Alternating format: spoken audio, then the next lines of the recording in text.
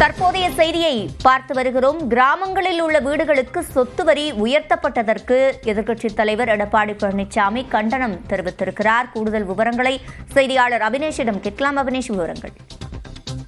கிராமங்களில் உள்ள ஓலை குடிசைகள், ஓடு மற்றும் ஆஸ்பெட்டாஸ் ஷீட் வீடுகள் உள்ளிட்ட அனைத்து வீடுகளுக்கும் சொத்து வரியை உயர்த்தியிருக்கக்கூடிய தமிழ்நாடு அரசுக்கு கண்டனம் என அஇஅதிமுக பொதுச் செயலாளரும் எதிர்க்கட்சி தலைவருமான எடப்பாடி பழனிசாமி குறிப்பிட்டிருக்கிறார்.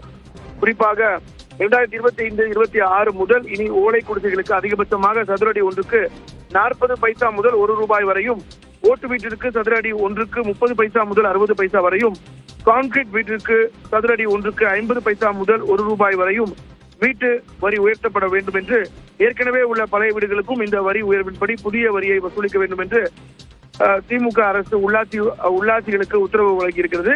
இனி ஊராட்சிகளுக்கும் அதிகபட்சமா 500 சதுர கான்கிரீட் வீடுகளுக்கு 500, ஓட்டு வீடுகளுக்கு 300, ஓலை குடிசைகளுக்கு 200 வீட்டு வரி வசூலிக்கப்படும் என தெரிவிக்கப்பட்டிருக்கிறது. இதற்கு கண்டனம் தெரிவித்து இதனை உடனடியாக திரும்ப பெற வலியுறுத்துவதாகவும் எதிர்க்கட்சி தலைவர் எடப்பாடி பழனிசாமி குறிப்பிட்டு ஒரு அறிக்கையை கொடுத்திருக்கிறார். சிவரஞ்சனி, விவரங்களை வழங்கியமைக்கு நன்றி அபினேஷ்.